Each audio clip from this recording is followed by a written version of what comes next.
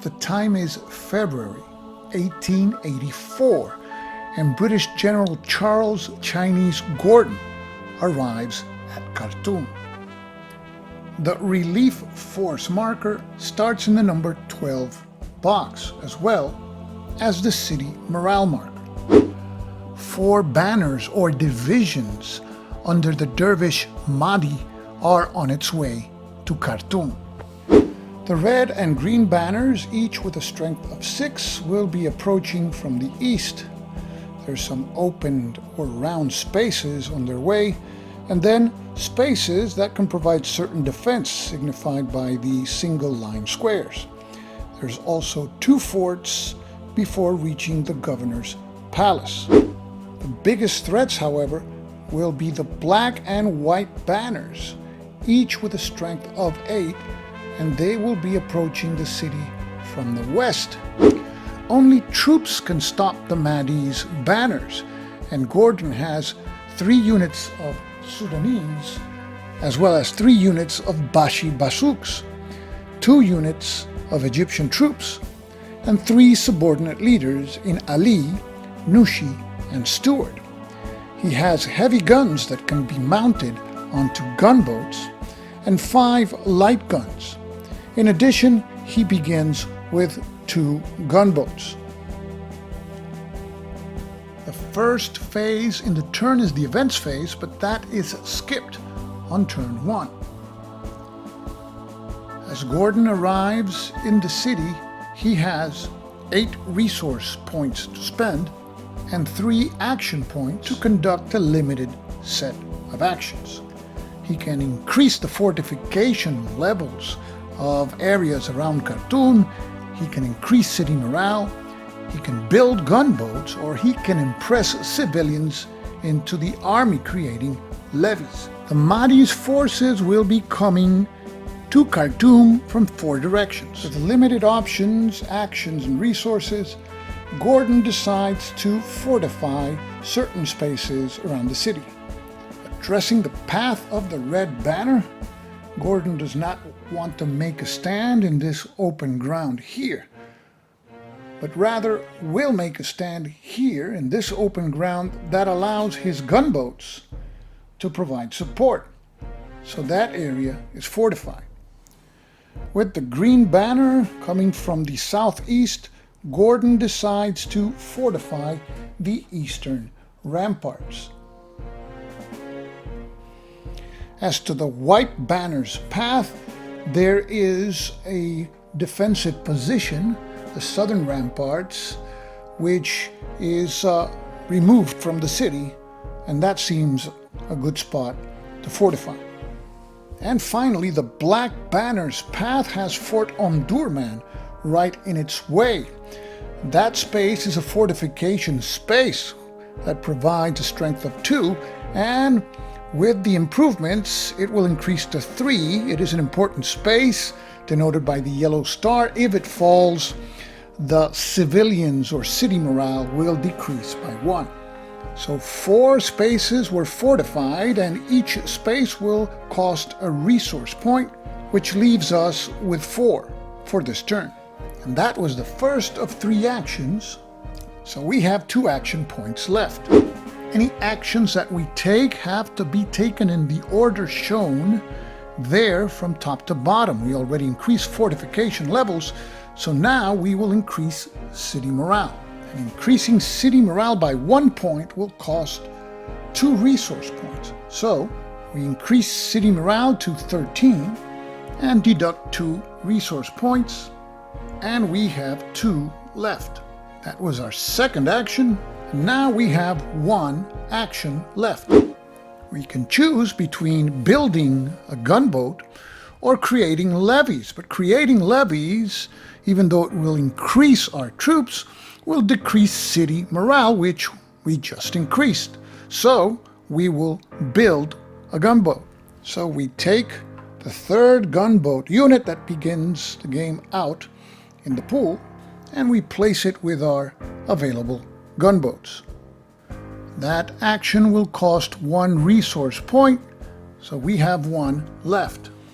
And that was our 3rd action of this turn. So we have no actions left for the turn, and the unused resource point is lost. Next is the banner's activation phase, but that phase is skipped on turn 1. Next is the cleanup phase. There's no disordered markers to remove from banners. There's no troops or guns to return to their available boxes, or leaders that are wounded that come back. And we now shuffle the enemy banner's activation cards and form a new draw pile. And we decrease resource points by 1. The resource points marker starts in the number 32 box, so now resources are decreased to 31. And the game turn marker is advanced to the next turn.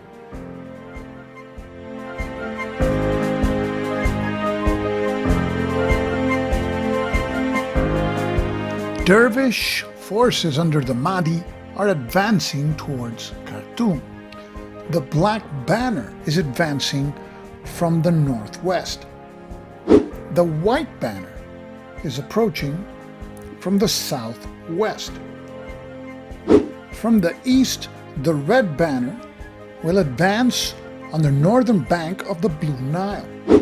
And from the southeast, the Green Banner will be advancing in the city. On to the events phase. All-out assault.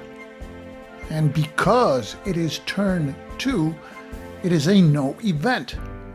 And we have to roll to see how many action points we receive. We roll 1d6, and the roll is a 5, 3 action points. With 3 action points and city morale at +1, Gordon is thinking about conducting a raid somewhere. Only in circumstances where we have only 1 action point, we have to use that action point to set up defensive positions. Otherwise, any activated banner can just walk into the governor's palace. City morale is at +1, and we have all our forces at full strength, and we have 3 gunboats. Conducting a sortie, we can send more than one of our troop units, and a very successful sortie will eliminate at least 1 of the banner's strength points. On the other hand, a raid's goal is to obtain resource points from the Mahdis. The White Banner is presently in an open space that borders on the White Nile, meaning that we could send gunboats to a raid or to a sortie. The Black Banner is in an open space but not close to a river, so we could not use our gunboats there. And the same situation happens with the Green and Red Banners. Any sortie or raid there will not be able to use our gunboats. So we'll attack the White Banner, but shall it be a sortie where we can attack with more than 1 of our troops and possibly inflict a loss on the White Banner, or we'll just conduct a raid? Sorties cost 2 resource points, meaning that we would have 29. The decision is made. It will be a sortie on the White Banner. We can select up to 3 troop units for the sortie, and we will select 2 Sudanese and 1 Bashi Basuk unit. Of course, the Bashi Basuks will be there to absorb any losses. And who will be commanding that sortie? Well, the best rated commander for that purpose, which is Ali, that provides a modifier of +2. Now, if we take gunboats, we can take our heavy guns, and we will do so. We can take 1 gun per infantry unit, so we'll take our heavy guns and 2 light guns. And we will take 2 of our 3 gunboats.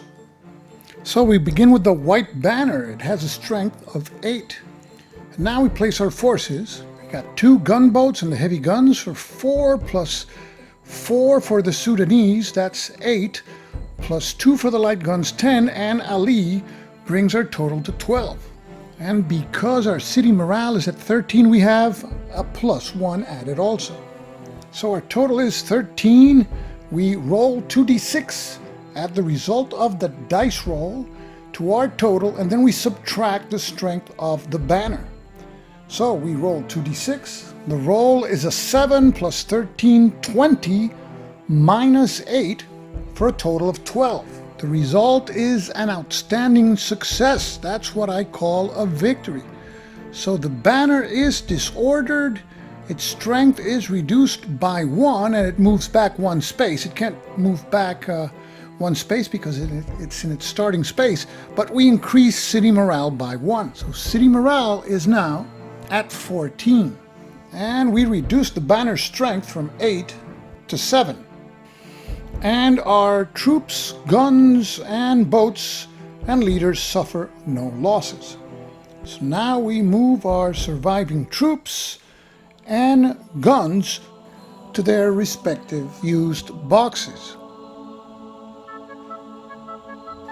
Ali returns to the available leader's box, and our 2 gunboats also to the available gunboats box. And the sortie costs 2 resource points. The resource point marker goes to the number 29 box. Now we don't have any die roll modifier on account of resources. And we place a disordered marker on the white banner. So that means that if it is activated in the upcoming banner's activation phase, it does not advance. It does nothing. We conducted our first action. We have 2 action points left. Because we conducted a sortie as our first action, the only thing we can do now is set up a defensive position. So our second action point will be spent on that, and we will waive the third action point. And we have available troops, 1 Sudanese, 2 Egyptian, and 2 Basi Bashuks. We have 3 leaders, 3 guns, and 3 gunboats to be placed now, setting up defensive positions. So now we set up our defensive positions. The maximum amount of troops we can place in a space is 4. Because the white banner is disordered, we won't place any units in its path. In the black banner's path, we will place in Fort Omdurman Stuart with an Egyptian unit, 2 gunboats, and a unit of light guns. In the path of the red banner, we place in the open space that we fortified Nushi, a unit of Basuks, a light gun, and a gunboat. And finally, in the green banner's path, we place in the eastern ramparts, another space we fortified, Ali, a unit of Basuks, of Sudanese and Egyptians, and a light gun. That concludes our action phase. We will waive the third action point. Now on to the banner's activation phase, and we flip the top card, and it is an activation for the white banner, which is disordered. Because it is disordered, it does not advance at all. And we remove all disordered markers, namely the one for the white banner.